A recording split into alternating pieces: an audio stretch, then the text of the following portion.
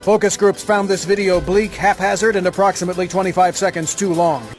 We begin today's show in Japan, where a new parliamentary inquiry has concluded last year's nuclear meltdown of the Fukushima Daiichi nuclear power plant could have been prevented. The investigating commission appointed by the Japanese Diet concluded, quote, it was a profoundly man-made disaster that could and should have been foreseen and prevented.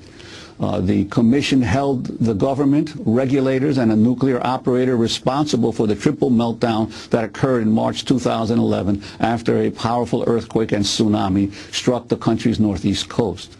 Shuya Nomura is a member of the commission investigating the nuclear accident. Man-made disaster, we are able to say that based on all the facts gathered that the cause of the accident was in fact, we believe, to be man-made.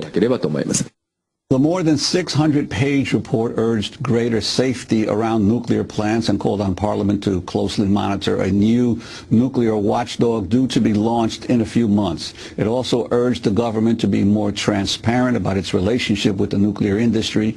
Meanwhile, last weekend, thousands marched across Japan to protest the resumption of nuclear power generation. The country halted its nuclear production earlier this year for the first time since the 1970s, but resumed on Saturday by bringing one shuttered plant back online.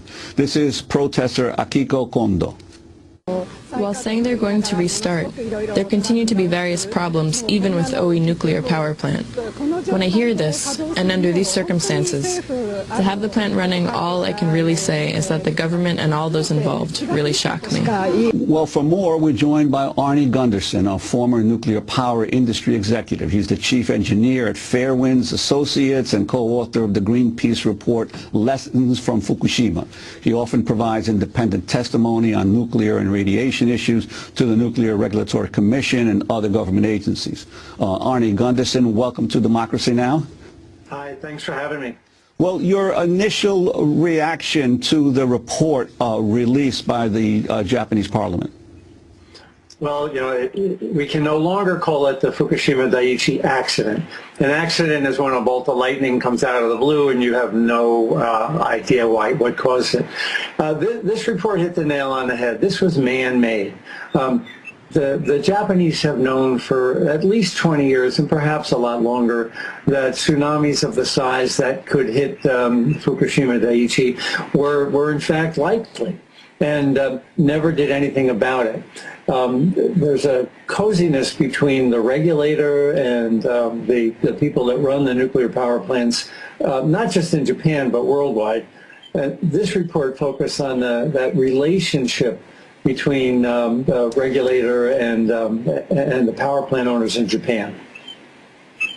And one of the fascinating parts of the report is that it says that at least one of the reactors may not actually have been damaged by the tsunami, but actually by the earthquake itself that preceded the tsunami, which would at least suggest major structural flaws in the design of these reactors to withstand earthquakes.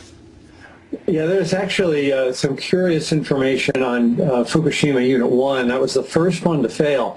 Interesting, too, that was built by an American company, General Electric, and an American architect engineer. So it's hard for the Japanese to blame themselves when this was an all-American design.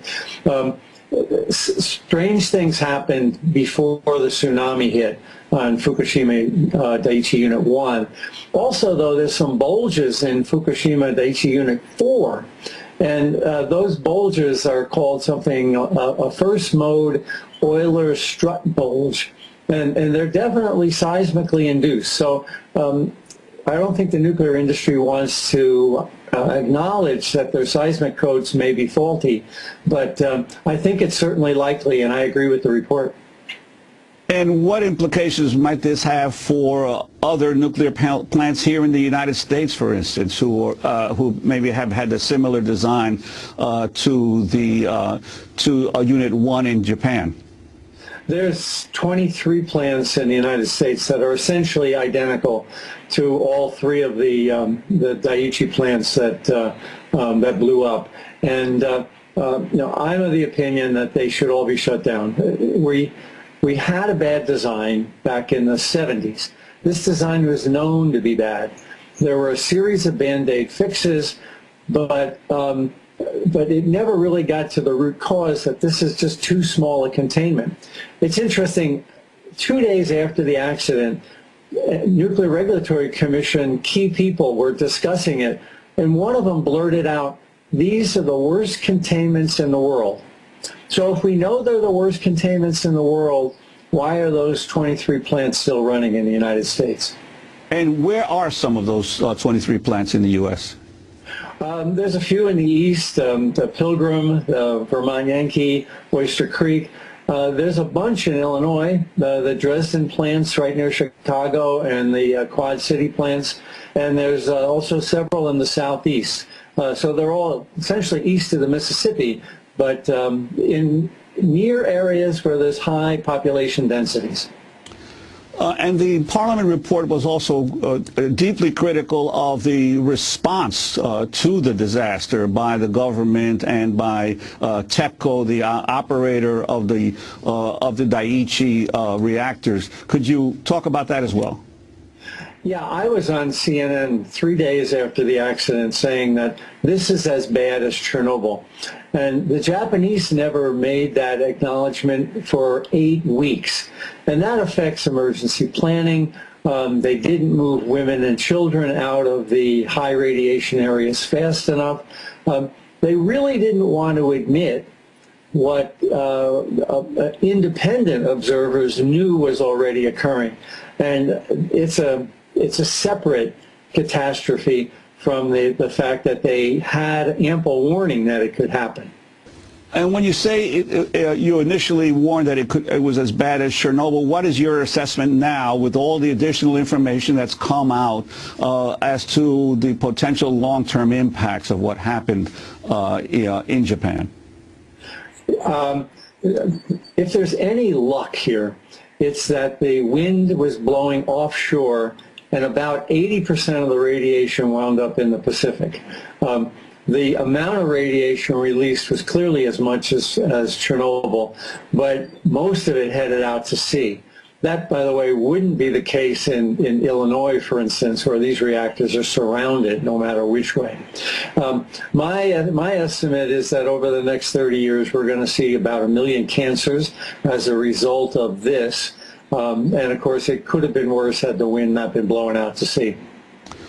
The report also was criticized the decision of the Japanese Prime Minister to rush to the site within a day of the disaster, saying that he actually impeded and delayed the efforts of the workers on the scene to control the disaster. Could you elaborate on that? You know, when you bring in the Prime Minister, attention is diverted from what's really important, which is a nuclear accident. Now, Jimmy Carter did that right after 3 Mile Island. He came about 3 days after the accident in an attempt to quell the public fears. But this was different. There was a grave disconnect between Tokyo Electric and the Prime Minister's office. They didn't trust each other. And, of course, the Prime Minister is taking credit, claiming that he forced Tokyo Electric not to abandon the site. And on the opposite side of the argument is that he arrived on site and diverted attention. I think it's a secondary issue to the broader issue of the fact that, you know, the regulator and the utilities were essentially in bed together. Also, it was quite unusual that the report leveled some criticism at the culture of Japan and the tendency of the public to not question the authorities, to not tolerate dissent, and really suggested that the attitude and the culture of the Japanese public needs to change. Do you consider that unusual in a report of this type? It's tough for the Japanese to admit that culturally they really respect authority. And I would agree that the report was right spot on that they need a more healthy dialogue back and forth. But, you know, it's not just Japan. When, you know, I was a senior vice president, and when I was fired, I was talking to a highly placed nuclear attorney in Washington, and he said, Arnie, in this business, you're either for us or against us, and you just crossed the line. So the industry, no matter if it's in the States or in Japan, is essentially a closed fortress, and independent experts have a very difficult time having their opinions aired. And also, what do you think will be the impact of this report here in the United States? Obviously, the Obama administration is on record as supporting an expansion of more nuclear plants here in the United States. And how do you think this will affect that direction that the Obama administration and many Republicans in Congress support? Well, I am concerned that the industry, the nuclear industry in the United States, will say it's a Japanese problem, and it's not. The influence of corporate money has an insidious effect on Congress, and it's really not a Democrat or Republican issue.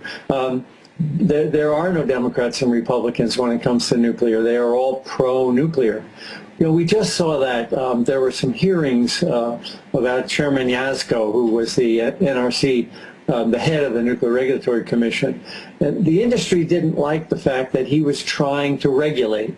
So they actually had congressional hearings trying to put him on the carpet, and as a result, he resigned. So this kind of corporate pressure on Congress works its way down to the commissioners. There's 5 of them, and the commissioners affect the staff. So it's just as insidious here as it is in Japan, and in fact, I think worldwide. Well, Arnie Gundersen, we want to thank you, former nuclear executive and engineer. Thanks for joining us